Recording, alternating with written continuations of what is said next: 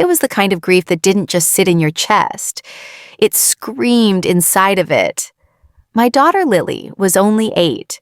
She loved painting rainbows, dancing barefoot on wet grass, and falling asleep to bedtime stories that I made up on the spot. But none of those things could save her from the sickness that took her too soon. I still remember her tiny hand in mine at the hospital, so warm and fragile, gripping until the grip faded into stillness. That silence, that beeping monitor flatlining, it haunted every breath I took. But what followed shattered something deeper. I called my parents the moment the doctor said there was nothing more they could do. They didn't pick up. I texted them. No response. I left a voicemail. Nothing. I thought maybe they were traveling or busy, but I should have known better. 3 days later, as I was writing Lily's eulogy with shaking hands, my cousin sent me a picture. It was my brother, Mark, half drunk with a champagne glass raised, standing by his pool, surrounded by balloons and people in swimsuits. The caption read, "Pool Party of the Year, celebrating Mark's new promotion." And right there, in the corner of the image, were my parents, laughing, drinking, sunbathing. My mother wore the necklace Lily had made for her last Christmas. I stared at the screen, my world imploding a second time. They didn't just skip Lily's funeral. They chose a pool party. My child, their granddaughter, was being lowered into the earth while they toasted overpriced cocktails and celebrated my brother's new title at a tech firm. That was the moment I stopped mourning and started burning. I canceled the small gathering we had planned at my house after the burial. I sat in silence with Lily's photo on the table. My husband Cole held me, but even his arms couldn't hold together the storm brewing inside me. What kind of people did this? What kind of family looks at grief and chooses convenience? This wasn't about miscommunication. This was about priorities. And I had just dropped to the very bottom of theirs, but I wasn't going to stay there. It was the kind of grief that didn't just sit in your chest. It screamed inside of it. My daughter Lily was only 8. She loved painting rainbows, dancing barefoot on wet grass, and falling asleep to bedtime stories that I made up on the spot. But none of those things could save her from the sickness that took her too soon. I still remember her tiny hand in mine at the hospital, so warm and fragile, gripping until the grip faded into stillness. That silence, that beeping monitor flatlining, it haunted every breath I took. But what followed shattered something deeper. I called my parents the moment the doctor said there was nothing more they could do. They didn't pick up. I texted them. No response. I left a voicemail. Nothing. I thought maybe they were traveling or busy, but I should have known better.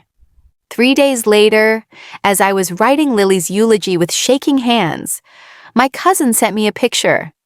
It was my brother, Mark, half drunk with a champagne glass raised, standing by his pool, surrounded by balloons and people in swimsuits. The caption read, "Pool Party of the Year, celebrating Mark's new promotion."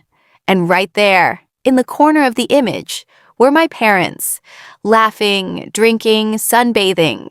My mother wore the necklace Lily had made for her last Christmas. I stared at the screen, my world imploding a second time. They didn't just skip Lily's funeral. They chose a pool party. My child, their granddaughter, was being lowered into the earth while they toasted overpriced cocktails and celebrated my brother's new title at a tech firm. That was the moment I stopped mourning and started burning. I canceled the small gathering we had planned at my house after the burial. I sat in silence with Lily's photo on the table. My husband Cole held me, but even his arms couldn't hold together the storm brewing inside me. What kind of people did this? What kind of family looks at grief and chooses convenience? This wasn't about miscommunication. This was about priorities. And I had just dropped to the very bottom of theirs. I couldn't stop staring at that photo. My parents, grinning poolside, as if they didn't even remember I existed. No flowers, no call, no "I'm sorry," just silence. and a tan. That night, I went through old photo albums, birthday parties where I had to stand behind the cake because Mark got the front, school events where they skipped mine to make it to his piano recital. I had excused it all for years, told myself they just didn't know better. But this was crystal clear. They knew what they were missing, and they chose to miss it anyway. The next morning, I opened a blank notebook and started planning. Not a revenge, not yet, but a reckoning. A line had been crossed, and I wasn't the same woman who used to beg for their attention. I was Lily's mother now, and they had made the ultimate mistake. They made me feel invisible, the same way they once made her. But I was about to remind them who I was, slowly, silently, and thoroughly. The day after the funeral, I woke up to silence, not just outside but inside me too. The house still held my daughter's scent, her lavender shampoo, her crayon drawings taped to the fridge. But my parents? They hadn't even called. No flowers, no card, no, "I'm sorry." Just a photo my cousin accidentally shared online. My parents lounging by my brother's pool, holding cocktails, grinning. My mother in a wide sun hat captioned, "Family first." I stared at it until my vision blurred. Family first, she'd said that morning, when I begged her to be there. When I sobbed into the phone and she coolly replied, "Sweetheart, we booked this months ago. It's just bad timing." Bad timing? My daughter's death was bad timing? I sat there on the cold kitchen floor, shaking, heart pounding like war drums. That night, I made a decision. Not just for me, but for my little girl. If they chose a pool party over saying goodbye to her, then I'd make sure they never enjoyed another pool day in peace again. For years, I had been the quiet one, the helper, the peacemaker. I was the one who skipped vacations to care for Dad after his surgery, the one who watched my brother's kids for free while he went on business trips. I was the one who paid rent to live in the basement of my own childhood home. But grief has a way of snapping whatever chain they used to pull you back in. I began gathering receipts, emotional and financial, all the times they used me, all the unpaid hours, all the inheritance promises dangled like carrots. My father once told me, "You'll understand one day. We just had to invest more in your brother.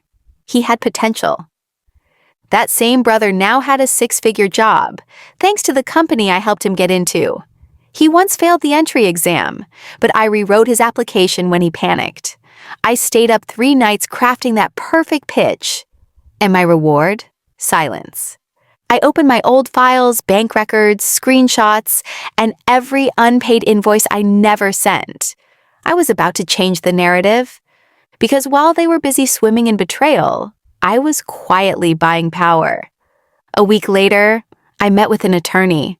Not just any lawyer, their former financial advisor's daughter, who had gone solo and knew everything about how my parents played their assets. With her help, I mapped every weak spot. Unpaid property taxes, shady co-signed accounts under my name, and one critical fact. The backyard pool they adored, it sat on land tied to my name. Land I had inherited from my grandfather before he passed. Land they thought was legally theirs, because I would never do anything cruel. They forgot. Cruelty was born in me the day they abandoned my daughter. I remembered something else too. My mother once begged me to co-sign a renovation loan for their kitchen because you're the responsible one, not like your brother. I agreed, like a fool. She cried when I hesitated, swearing it would just be a formality. That kitchen? The same one she stood in when she told me she wouldn't attend my daughter's funeral because of sunburn concerns. The more I dug, the more patterns I saw. My brother crashed 2 of his cars. I helped him get the insurance claims processed. He got the down payment for his house from our parents. I got a vacuum cleaner for Christmas, every single year. They used me, bled me, then tossed me aside when I needed them most. I found the deed my grandfather had quietly signed to me. A handwritten letter tucked inside it read, "You were always the one who saw me as more than my money. This land is yours, sweetheart. Don't let them take it." I sobbed when I read that, not just out of grief for my daughter, but for the child I used to be, so desperate to be chosen, to be loved by the people who never saw me. But now I saw myself, and more importantly, they would see me too. I took a walk past their house that night. The lights were on. Laughter drifted through the open windows. They were celebrating again. Maybe a game night. Maybe just life as usual. The same house where I once nursed my daughter's fevers. The same living room where they'd kicked me out for crying too loudly after she passed. And as I stood in the shadows of their porch, I whispered, "Enjoy it. Every second. Because soon, you'll know what it feels like to be erased." They skipped my daughter's funeral, but I wouldn't skip justice. 3 weeks later, I filed the paperwork. I had inherited 42% of my late grandfather's estate, mostly land and property my parents didn't know had been quietly transferred to me before he passed. One of those properties? The very pool house where my brother's party had been held the day they skipped my daughter's funeral. The irony made me nauseous, but I didn't stop. I went through the trust documents line by line, with a lawyer who listened silently while I explained what happened. When I mentioned the funeral, his eyes welled up. "Let's make this clean," he said softly, "but let's make it unforgettable." Within days, notices were served. The pool property, their favorite escape, was no longer theirs. Their belongings were boxed and dropped off in their driveway. I changed the locks and installed cameras. My name was placed on the gate in cursive gold, Emma's Place. My daughter's name, they came knocking. My father's face was pale with disbelief. My mother begged at first, then snapped, "You're doing this over a child who's gone?" I stared at her, deadpan. "Number, I'm doing this over parents who were never there to begin with." I didn't raise my voice. I didn't slam the door. I just let the silence wrap around my decision like armor. My brother tried to mediate. "You're taking this too far," he said, adjusting his sunglasses like he was the victim. "This was our summer home." "No," I corrected him. "This was built with the hands of a man who left it to me. You just got used to living in a lie." They tried to turn the family against me. Relatives called, saying I was being cruel. But when I forwarded the photos of their Instagram posts smiling in pool floaties on the same day my daughter was buried, those relatives went silent. Some even apologized. And that was only the beginning. I started putting together a memoir, a blog at first, titled "Grieving in a House with No Rooms Left for Me." It picked up traction. Women from across the country reached out. Some had lost children, some had lost families to favoritism and neglect, but all of them said the same thing. "Your voice makes me feel seen." And slowly, I was starting to feel seen too. Revenge wasn't about destruction, it was about reclamation. Reclaiming my daughter's name, my identity, my place in a world that had long told me I was invisible. They skipped my daughter's funeral, but now they couldn't skip the consequences. The day the locks were changed, I hosted a small memorial at the property, not for them, but for my daughter. A few friends came, some holding candles, others silent with grief. I played her favorite song as the sun dipped below the horizon, the same hour we had laid her to rest. I placed a stone bench by the pool, engraved with her name, Emma Rose, always the sun in my sky. When my parents arrived later that week to talk, they stopped dead at the sight of the bench. My mother gasped. My father just stood there, unmoving. I said nothing. I let the memorial speak louder than I ever could. 2 local reporters picked up the blog. Then a national grief podcast reached out. My story was suddenly everywhere. Not as a scandal, but as a tribute. People started writing letters. Some even sent flowers for Emma. My brother's reputation took a hit. Clients backed out of his freelance marketing business. One post from an influencer asking, "Who celebrates by the pool while their niece is buried?" went viral. He called me in a rage.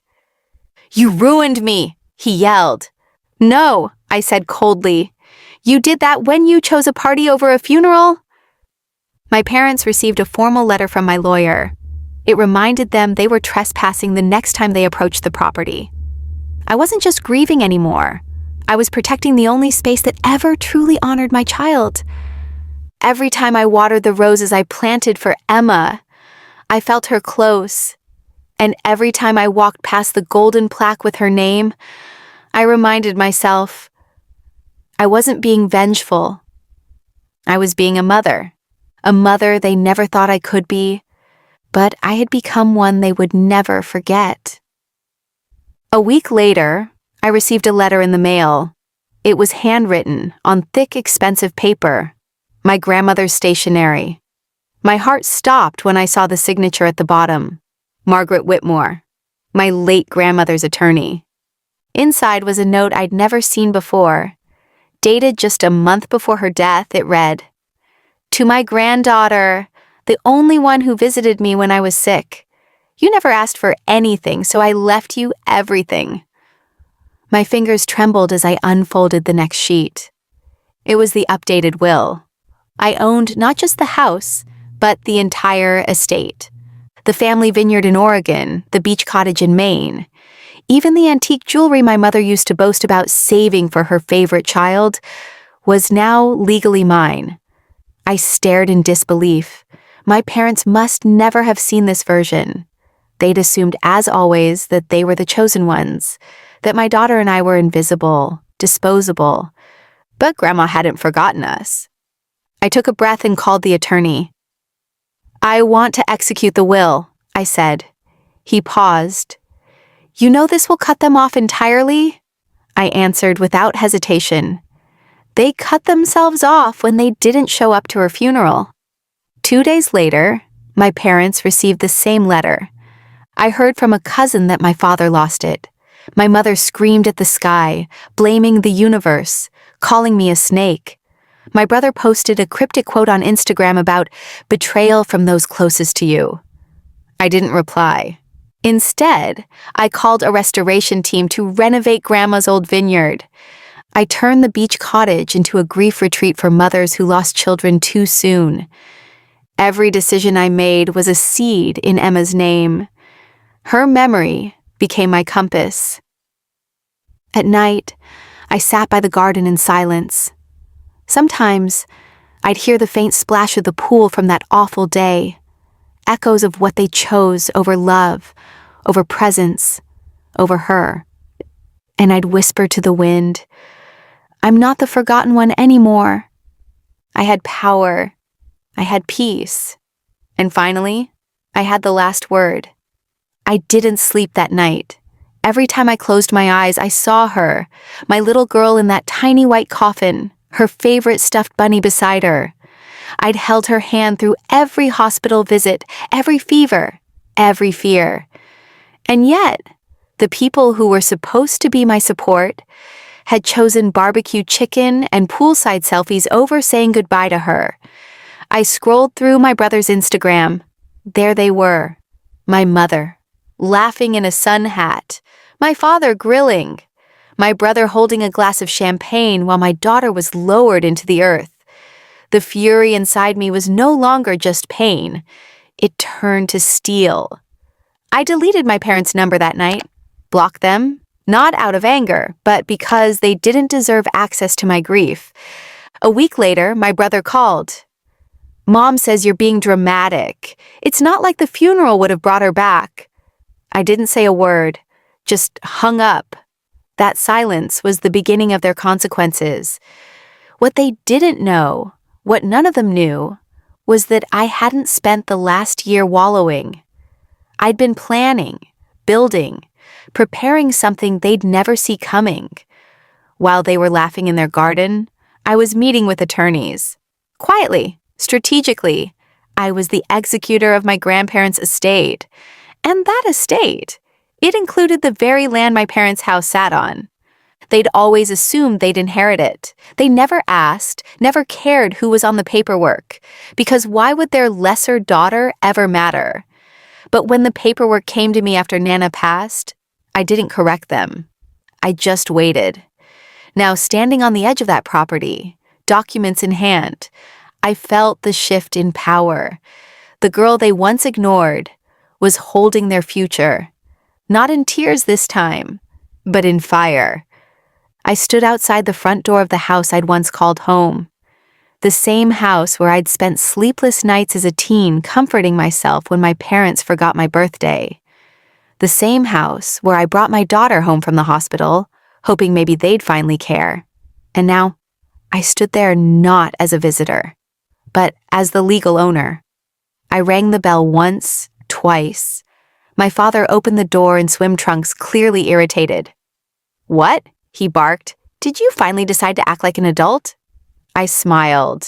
Not bitterly, not sadly, but like someone who's already won.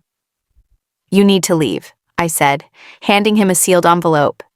He scoffed, opening it right there. His face changed color like a sunset in reverse, red to white. "What the hell is this?" he stammered. "An official 30-day notice," I replied, stepping inside. "The land, the house, it's under my name. You've been living here under assumptions. That ends now." My mother came running from the kitchen, drying her hands. "What is this joke, sweetheart? Why would you do this to us?" she pleaded.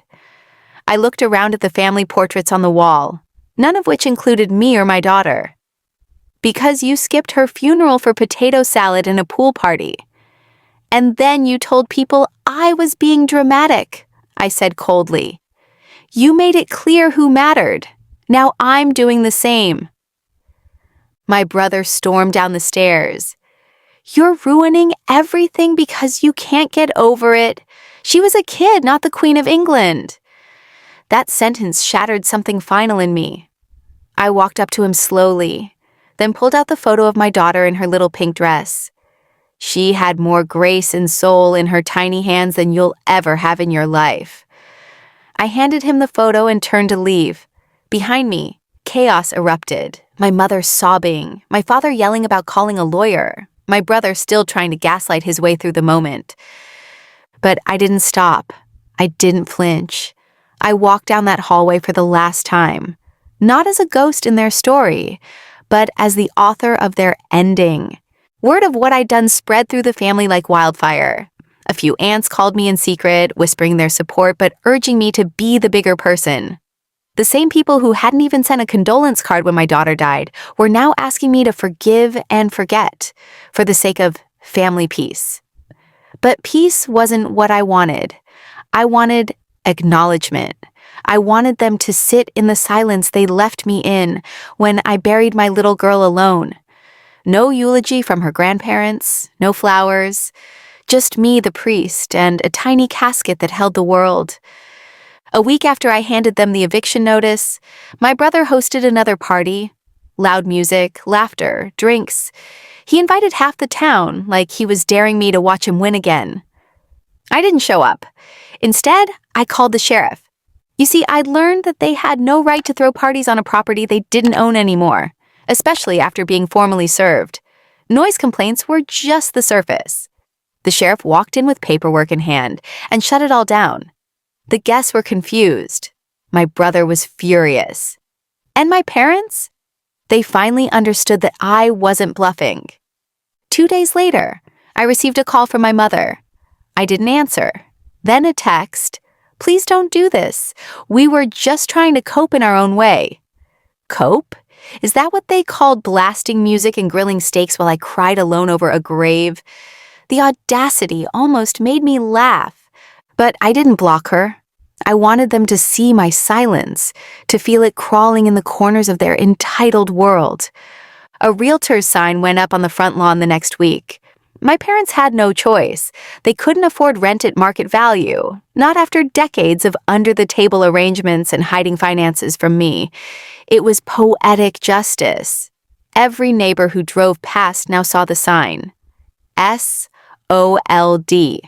Some waved, Some whispered, but none knew the full story. Only I carried that. And soon, I wouldn't carry it alone. The day the realtor's sign changed from for sale to sold felt like a silent victory lap. I didn't throw a party, I didn't gloat. I simply sat in my car across the street watching my childhood home turn into something else, something mine. It was surreal. The same porch where I used to sit with scraped knees and dreams was now the place they had to pack up and walk away from. And for the first time in years, I didn't feel small. I felt sovereign. Inside the house, they scrambled. My sister-in-law shouted at my brother about boxes. My father slammed drawers, and my mother sat in the kitchen, my kitchen, staring at the walls like they owed her something. I watched them from the driveway as the moving truck arrived. A neighbor came over to say hi, then whispered, "I always wondered why they didn't show up to the funeral. I'm glad you stood your ground." I just nodded, swallowing the lump in my throat. It wasn't revenge, not really. It was reclamation. I wasn't punishing them. I was removing myself from the punishment they kept handing me, year after year. And still, they didn't get it. My father left a note tucked in the mailbox the morning they left. 4 words scribbled in bitterness. "You'll regret this too." But I didn't. Instead, I walked through the empty house after they left. Room by room, memory by memory. The faded growth chart on the pantry door still had my daughter's initials beside her tiny height. I touched it gently, then painted over it myself. Not to erase her, but to reclaim what was mine without their shadow hanging over it. In the upstairs room, the one I was told would always belong to my brother, I stood in the doorway and smiled. That room would become a reading nook, or maybe an art studio, a space for healing, not entitlement. Later that week, I got a letter, not an email, not a text, but a real handwritten letter, from my cousin Rachel. She wrote, "What you did was brave. Everyone's talking, but I hope you know I wish I had your courage." It made me cry, not because of the words, but because someone finally saw it for what it was. Not cruelty, just long overdue boundaries. Every plate they ate from, every door they slammed in frustration, every corner they ignored me in. I now owned all of it. And still, I chose peace, but not the peace they demanded. The peace I made for myself. The town knew something had shifted. I walked into the local cafe, where they once stared when my daughter passed, and no one knew what to say. And this time, they smiled. The barista even said, "Your latte's on the house, sweetheart." It wasn't much, but it was more kindness than my own parents had offered during the darkest time of my life. And that's when I knew. My silence wasn't a void, it was a message, a boundary, a fortress. They thought they left me out of the family, but really, I just stopped knocking on a door that was never mine to begin with. 3 weeks later, the house was quiet, clean, free. I sat in the sunroom, sipping coffee as the morning light spilled across the hardwood floor. I had hired a local carpenter to fix the loose step on the porch, the same one my father always told me to just avoid instead of repairing. He did it with care and precision. "This house deserves better," he said. I smiled and thought, so did I. I decided to host a small memorial gathering for my daughter. Not the funeral my family skipped, but a celebration she never got. I invited the few people who mattered, her old teacher, a couple of moms from her school, Rachel, the priest who cried with me at the burial. I decorated the backyard with soft lights, sunflowers, and one empty chair. Her chair. Her absence felt real. But for the first time, it didn't feel abandoned. It felt honored. The following morning, my mother showed up unannounced. She stood at the gate, clutching a casserole dish like it was a peace offering. Her eyes were puffy, her hair undone. No jewelry, no pearls, just rawness. She opened her mouth to speak, but I held up my hand. "You weren't invited," I said calmly. "I know," she whispered, tears already slipping down her cheeks. but I had to try. I didn't slam the gate shut. I didn't invite her in either. I let her stand there. Because sometimes the silence says more than rage ever could. 2 days later, I received a package. Inside was my father's wristwatch, my mother's wedding ring, and a note, "This is all we have left. We're sorry." I stared at it for a long time. They had kept everything else, the heirlooms, the stories, the warmth. All of it had been reserved for my brother, like I was just a shadow in their grand family portrait. And now, they were offering me the scraps of what they'd thrown away emotionally years ago. I didn't respond. Instead, I mailed back a copy of the deed, framed, a silent reminder of what I now owned, not just physically, but emotionally. That week, my brother posted a video online ranting about how ungrateful I was. He called me cold, spiteful, bitter. His followers commented with words like, "Family should forgive," and "blood is thicker." I didn't reply. I didn't explain. Because the truth is, family isn't blood. Family is who shows up when it counts. Family is who stays when you fall apart. And they didn't stay. But I did. I stayed for myself, for my daughter, for every part of me they called dramatic, emotional, too much. They skipped the funeral, but I skipped the shame. And now I was rewriting everything, from the ending of their legacy to the beginning of mine. That night, I opened an old photo album, the one they'd conveniently forgotten to take when they left. Page after page, there I was, at birthday parties, in school plays, standing proudly in a graduation cap they didn't attend the ceremony for. And then, nothing. It was like I stopped existing in their version of history the moment my brother was born. His photos took over the rest of the album. Newer, glossier, always smiling. He became the headline. I was the forgotten footnote. I tore out one of the pages, one where I stood alone in a birthday hat, holding a cake I'd made for myself, and framed it. I placed it on the mantle, not out of bitterness, but because it was the truest reflection of my life. Standing alone, yet standing tall. Later that week, I got a visit from Rachel, the only friend who had held my hand the day my daughter was lowered into the earth. She walked through the front door with a look of awe. "It feels different in here," she whispered, "like it finally belongs to you." I nodded, tears catching in my throat.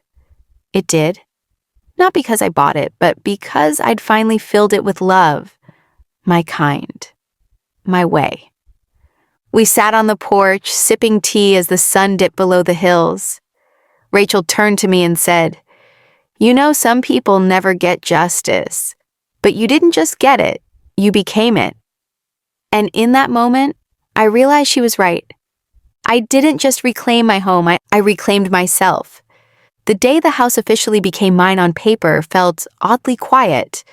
There were no confetti showers, no dramatic applause, no family to celebrate with. Just a woman, standing barefoot in the foyer of a home that had once been her prison, now her kingdom. I walked through each room slowly, touching the walls that once echoed with silence and resentment. Now they were breathing again, with color, warmth, and freedom. I had repainted the dining room. The old beige walls that once witnessed my erasure were now soft green, fresh and alive. In the corner, I placed a rocking chair where my daughter used to sit beside me. I'd hold her, hum to her, dream about the future. That chair stayed. One afternoon, I noticed something tucked in the back of the kitchen cabinet. A box. Inside it, old letters. Some were mine, birthday cards I'd written as a child to my parents and never saw again. Others were addressed to my sister. Love notes from ex-boyfriends, clippings from her dance competitions, even receipts for gifts they had bought her with money I had unknowingly helped earn through rent. I held the letters like ashes, proof of the fire they'd lit while pretending I didn't burn. And yet, I didn't cry. I smiled, because I no longer needed their validation to exist. I had learned that truth isn't always loud. It doesn't need an audience. It just needs to be lived. That week, I invited a local women's support group to meet at my place. I shared my story. At first, there was silence, then tears, then laughter.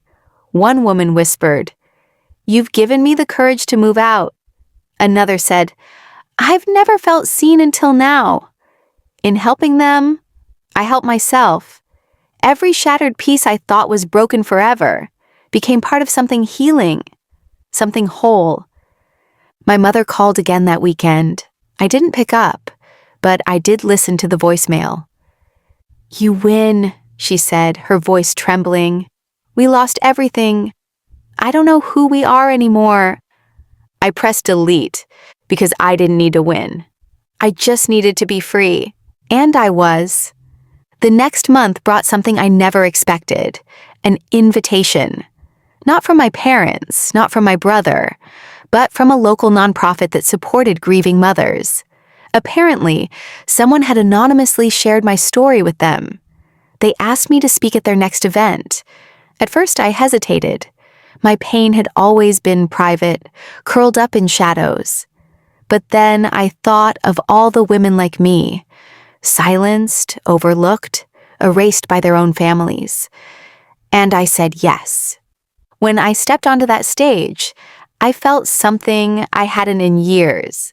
Seen. The room was filled with faces, some teary-eyed, some solemn, but all present. I spoke not just about grief, but about survival, about how betrayal doesn't always come from enemies. Sometimes it comes from the people who swore to protect you. I ended my talk with a line that wasn't planned. They skipped the funeral, so I buried the past, and I chose to live. Afterward, a woman hugged me so tight I almost cried. She said, "You told my story out loud." That moment healed something in me my family never could. Days later, I received an email from a journalist. They were writing a feature about women reclaiming their lives after generational trauma, and they wanted to include me. I laughed out loud. Me, the forgotten daughter, the tenant, the one who used to cry behind the garage so no one would see. And now I was being asked for my story like it mattered, because it did. My parents had moved into a rented duplex across town by then. No garden, no pool, no Sunday gatherings. Word got around that my brother's business was floundering. His followers started to dwindle once the truth about his family antics started leaking through. Quiet whispers in town circles turned into bold comments on his posts. "Where were you at your niece's funeral? Funny how karma works." And then came the letter. A handwritten envelope slid under my door one morning. My father's penmanship, shaky. Inside, just one line. "You were always the strongest. We see that now." I read it once, then I fed it to the fire, because sometimes closure isn't about forgiving. It's about knowing you survived what they thought would break you. And you did it without their apology. And that was enough. I never expected peace to look like this. Not in the form of revenge or applause, but in stillness. In waking up in a house that once suffocated me and now feels like mine. In watching sunlight touch the garden I replanted, one seed at a time. I had replaced the overgrown chaos with roses, my daughter's favorite.